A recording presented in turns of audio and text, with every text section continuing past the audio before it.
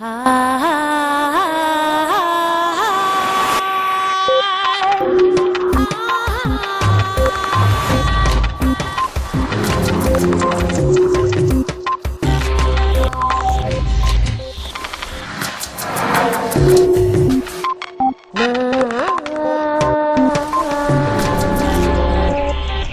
el futuro, se podrán predecir el comportamiento y la experiencia de una persona a partir de su actividad cerebral. John Dylan Haynes. ¿Somos libres cuando decidimos? ¿Qué margen tiene el libre albedrío ahora que la neurociencia comienza a desvelar el gran poder del inconsciente? Ya hay máquinas para ver cómo decide el cerebro, y los primeros resultados muestran que antes de entrar en la conciencia, muchas decisiones ya están tomadas por complejas redes cerebrales. Desde Berlín, John Dylan Haynes nos habla hoy en redes de sus experimentos para descifrar la actividad cerebral que se esconde detrás de nuestros estados mentales.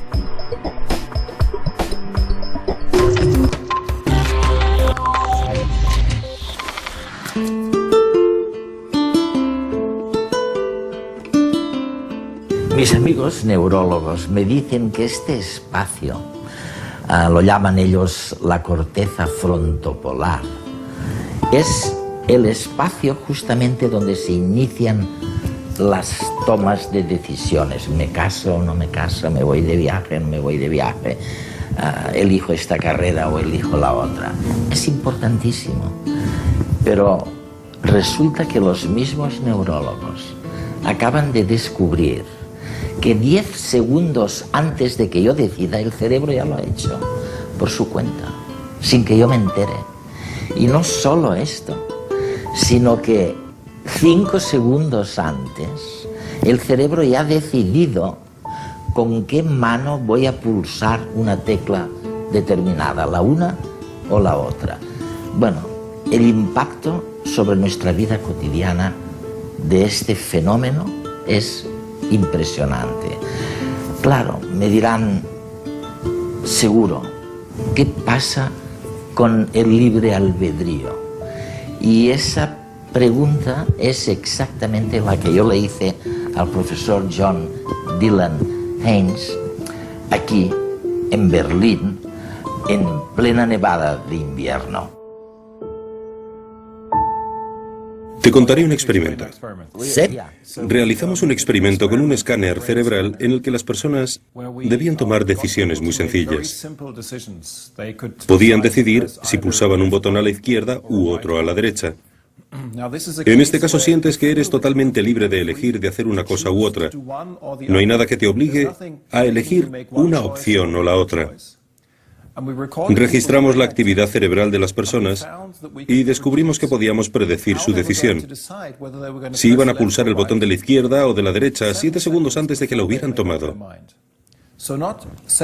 No 7 segundos antes de que pulsaran el botón, sino 7 segundos antes, incluso de que pensaran que habían decidido cuál iban a escoger. Así que, oye, ¿de qué está hecha una decisión? Es decir, ¿es una composición o es un cuadro teatral que cubre lo que en realidad te pasa por dentro? ¿Qué es una decisión? La decisión se puede dividir en dos.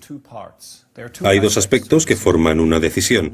Por un lado, el proceso cerebral, algo que ocurre en el cerebro y que te lleva a elegir una cosa u otra. Y por el otro, que conscientemente sabes qué quieres hacer.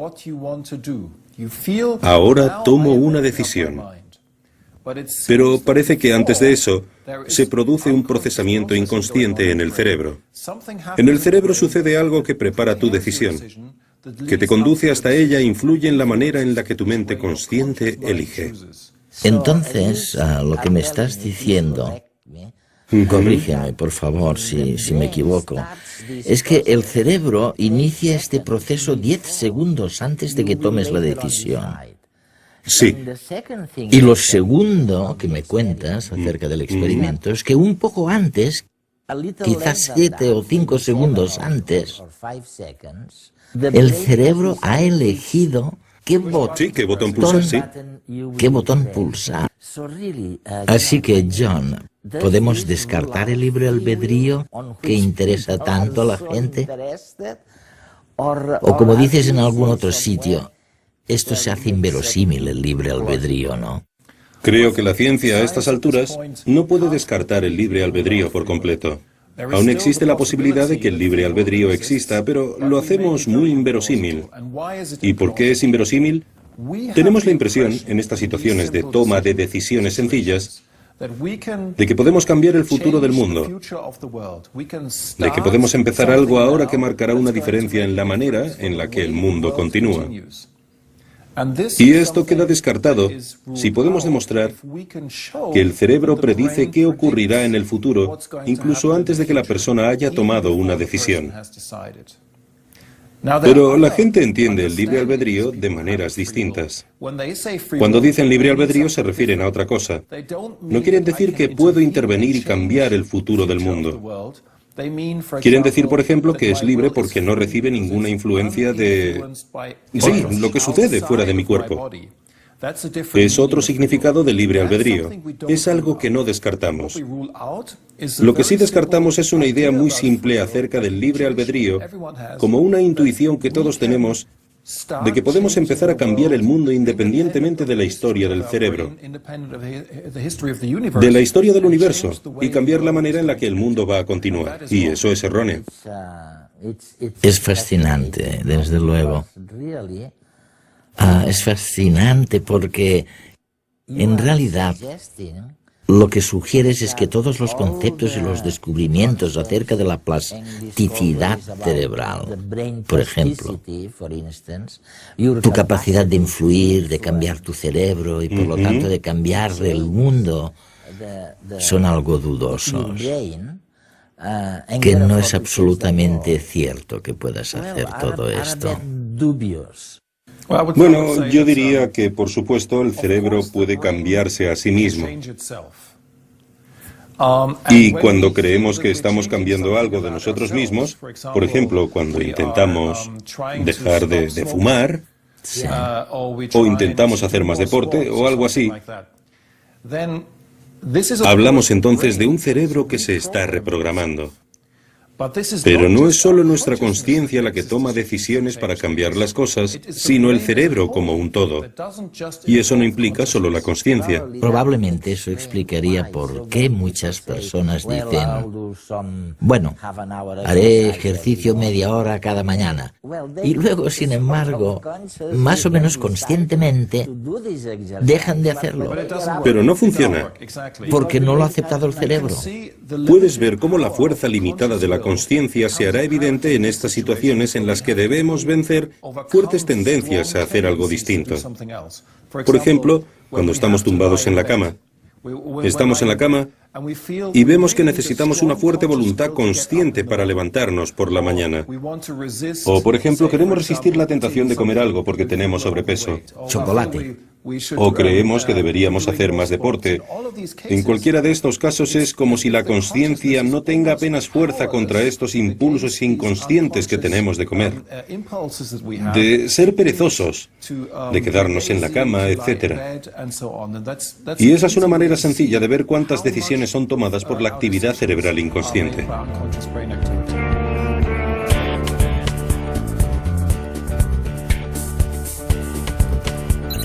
8 de cada 10 productos fracasan antes de los 3 meses de vida en el mercado. ¿Por qué ocurre esto? ¿En qué se equivocan los estudios de mercado? ¿Acaso la gente miente al dar las razones de sus preferencias? Efectivamente, así es. Las razones que damos a los encuestadores son falsas, aunque nosotros no lo sepamos. Sin querer, mentimos y nos creemos nuestras propias invenciones. No es que queramos boicotear las encuestas o el sistema capitalista. Simplemente no sabemos por qué compramos. Compramos por motivos muy diversos, y todos ellos están relacionados con fenómenos que se dan por debajo de nuestra consciencia, ligados a nuestro pasado evolutivo, a nuestra biología más instintiva. Determinados estímulos sensoriales activan zonas profundas del cerebro, como el sistema de recompensa, que nos pone en acción y nos impulsa a la búsqueda de alimento, sexo y seguridad, los 3 pilares básicos de la supervivencia en el reino animal.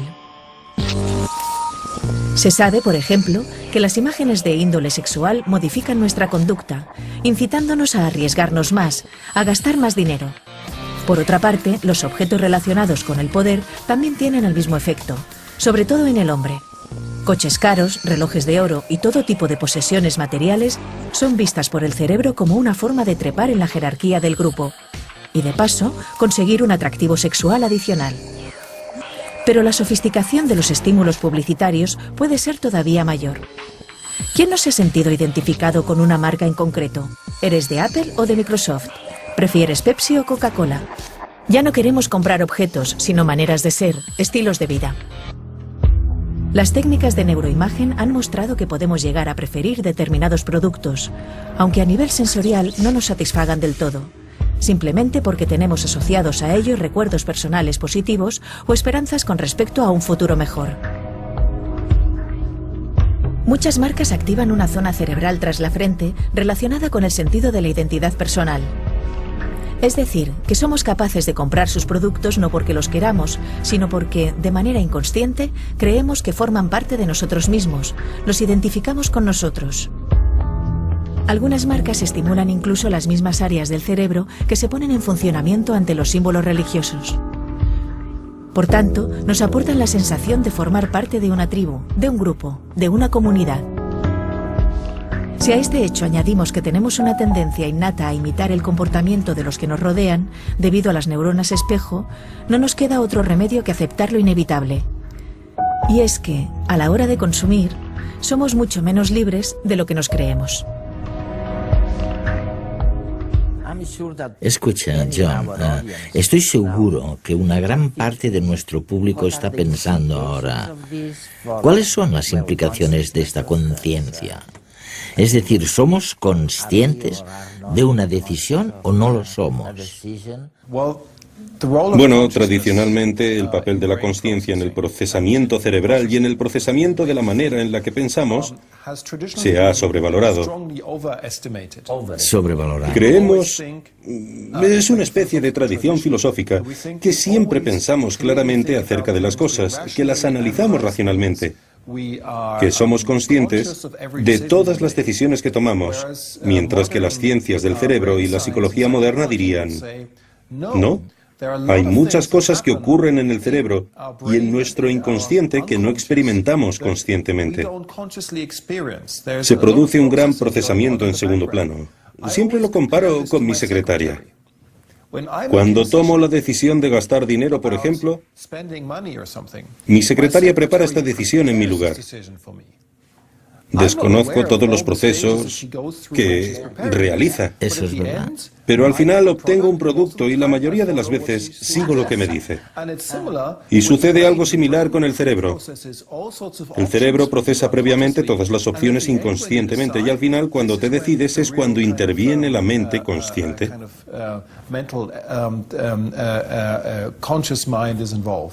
Nadie niega la existencia de las decisiones conscientes, de las decisiones relacionadas con la consciencia, pero la investigación muestra que el tiempo en el que la decisión llega a la consciencia puede no ser el tiempo en el que se realiza la mayor parte del trabajo para determinar qué opción vamos a tomar. Si pudiésemos pintar en una uña 110 líneas verticales, todas iguales, y estiráramos el brazo intentando distinguirlas, no podríamos. Sin embargo, nuestro ojo sí que las detecta. Quien no las ve es nuestra mente. La consciencia ha de desechar gran parte de la información que recibe la retina para crear una imagen simplificada, mucho más útil, del mundo exterior. Y es que el cerebro humano contiene incontables mapas que corresponden de forma ordenada al mundo externo y superpone unos y otros para crear aquello que llamamos realidad. Si vemos una cotorra verde en la rama de un árbol, por ejemplo, las primeras en ponerse en acción serán el grupo de neuronas que gestionan el mapa del movimiento. Después, otro grupo detectará el color verde del animal. Otro grupo procesará sus formas, y así hasta como mínimo 30 mapas encargados de procesar cosas distintas relacionadas con la visión. Si además en ese momento chilla, neuronas del sistema auditivo del cerebro se encargarán de varios mapas distintos: el del timbre, el tono o la frecuencia. Todos estos mapas se unirán en el lóbulo parietal, donde se integrarán para dar la imagen del animal gritando.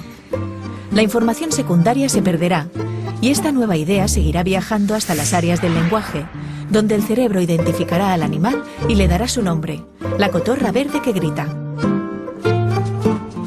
Si además esta imagen se compara con los cientos de cotorras verdes que hemos visto en nuestra vida, decidirá si su sonido nos resulta atractivo o irritante. Y es que las emociones son el último baño, el último mapa que necesitamos para saber cómo relacionar la realidad que nos rodea con quienes somos nosotros. La percepción del mundo depende de cómo lo procesamos. Por eso cada uno de nosotros es un ser diferente. Algunos aman ciertas obras de arte, mientras que a otros no les dicen nada. Ciertos símbolos nos emocionan y otros nos dejan indiferentes. Cada persona siente su entorno de una forma única e intransferible.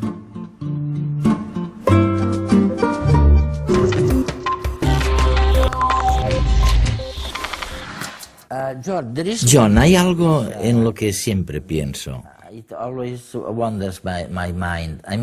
Pasas la mayor parte del tiempo observando patrones, mirando qué cambios se producen en el cerebro en patrones mentales concretos, ¿no? Sí. Cada pensamiento que tienes, como pensar que resuelves un cálculo complejo sobre algo que ocurrirá, un recuerdo sobre una pieza musical o una obra de arte que has visto o escuchado. Cada uno de estos pensamientos está codificado con un patrón específico de actividad cerebral. Y eso significa que cada vez que tienes ese pensamiento, produces un patrón específico de actividad en el cerebro. Y lo puedes ver con un escáner. Con un escáner cerebral. Colocas a alguien en un escáner cerebral. Ese alguien tiene este pensamiento, y tú puedes medir el patrón de actividad cerebral que acompaña a este pensamiento. Luego tiene otro pensamiento distinto, y el patrón de actividad cerebral cambia. Ves un patrón distinto de actividad cerebral. Pero cuando le haces tener el primer pensamiento de nuevo, ves el mismo patrón de actividad cerebral que habías visto al principio. Es decir, los patrones de actividad cerebral son firmas. Del mismo modo que se puede usar una huella digital para identificar a un individuo, se puede usar este patrón especial de actividad cerebral para identificar un pensamiento que alguien tenga. Pero para ello necesitas técnicas estadísticas muy desarrolladas. Debes poder analizar los patrones de un modo muy sofisticado, lo que se lleva a cabo en un campo científico denominado reconocimiento de patrones o aprendizaje automático. Es un software parecido al que se utiliza para reconocer caras o huellas digitales y se puede aplicar también a los patrones de actividad cerebral. Permitimos que el ordenador lleve a cabo el reconocimiento de patrones. Dado que nuestros cerebros son muy buenos reconociendo patrones, somos realmente buenos, pero los patrones de actividad cerebral son demasiado complejos para que lo hagamos con los ojos, así que hacemos que un ordenador resuelva este problema. Es increíble, oye. ¿Qué hemos añadido al conocimiento de los detectores de mentiras, por ejemplo? Gracias a tu investigación deduzco que ahora sabemos más para interpretar la detección de mentiras de una manera más científica de como solíamos hacerlo, ¿no?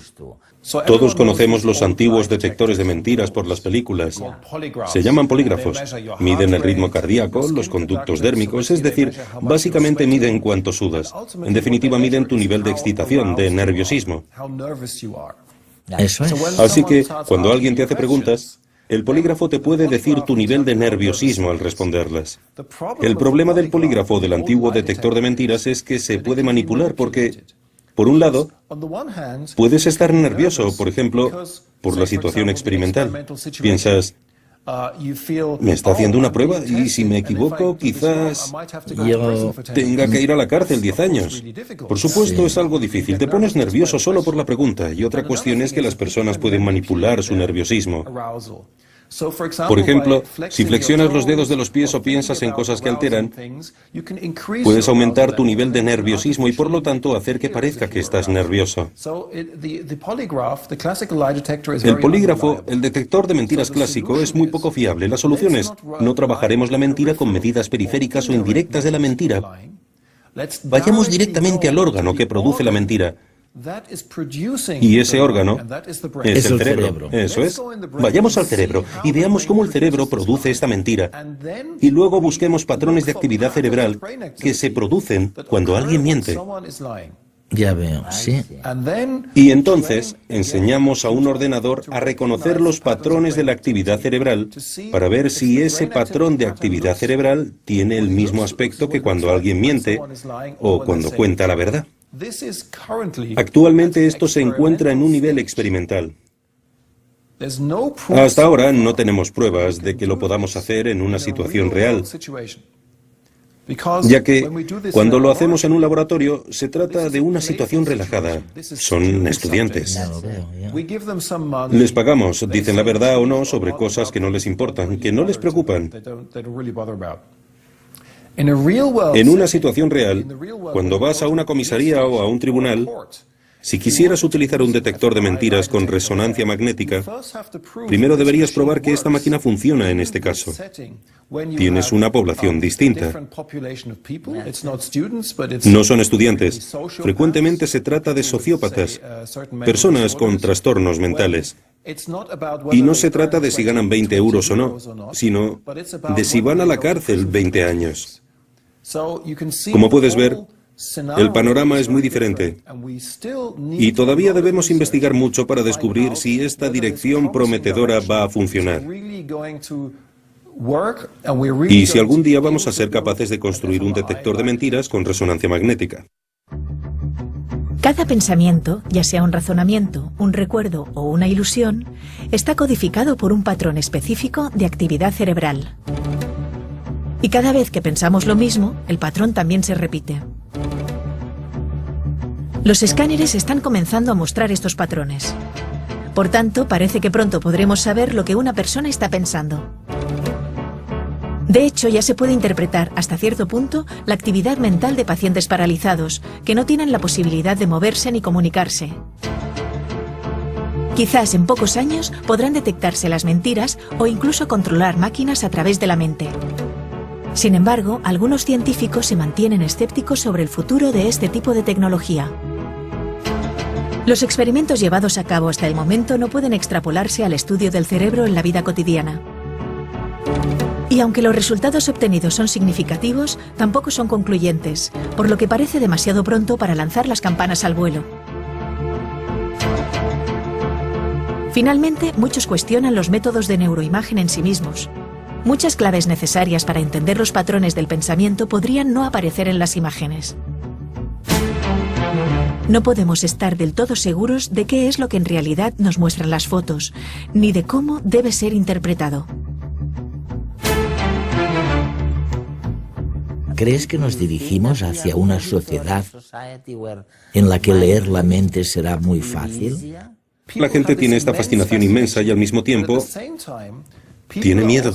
Sí, por supuesto. Tiene mucho miedo. Sí, porque me gustaría saber lo que los demás piensan, pero no quiero que nadie sepa lo que yo pienso. Me gusta mi privacidad. Y esto implica un dilema ético. Por un lado, veremos cómo cada vez se usan más estas tecnologías, especialmente con pacientes, porque estas tecnologías se pueden usar también para ayudar a los pacientes paralizados, cuando no pueden moverse ni comunicarse. O podrían ser de ayuda en los descubrimientos del trabajo de Adrian Owen y Steve Loris, para descubrir si los pacientes en coma aún tienen actividad mental. Así que hay usos clínicos. Pero existen también otros usos en los que necesitamos un debate ético. Debemos pensar, ¿queremos esto o no? ¿Queremos usar un detector de mentiras y también se le puede dar un mal uso? Queremos mejorar nuestra seguridad, por ejemplo, instalando detectores de mentiras con resonancia magnética en los aeropuertos dentro de 100 años. ¿Es lo que queremos? Necesitamos un debate ético acerca del uso de estas técnicas. Voy a plantearte una pregunta muy seria. Sí.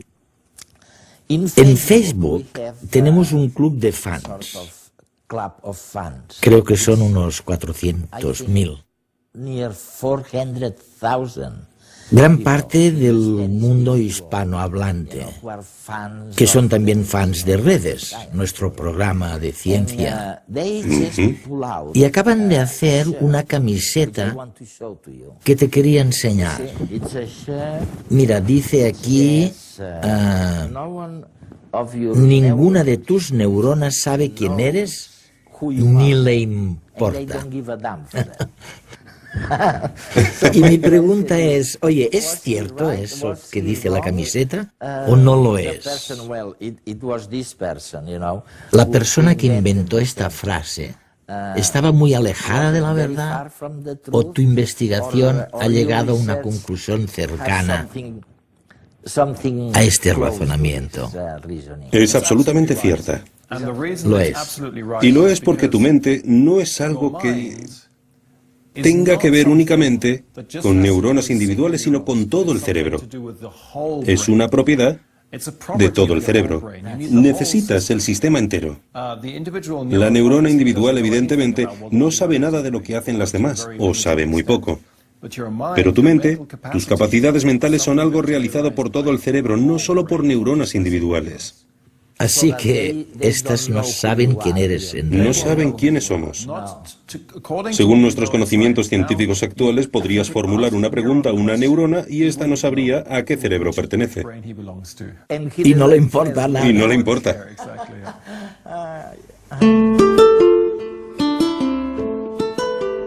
La neurociencia alterará lo que conocemos hoy por libre albedrío. Frank Tung.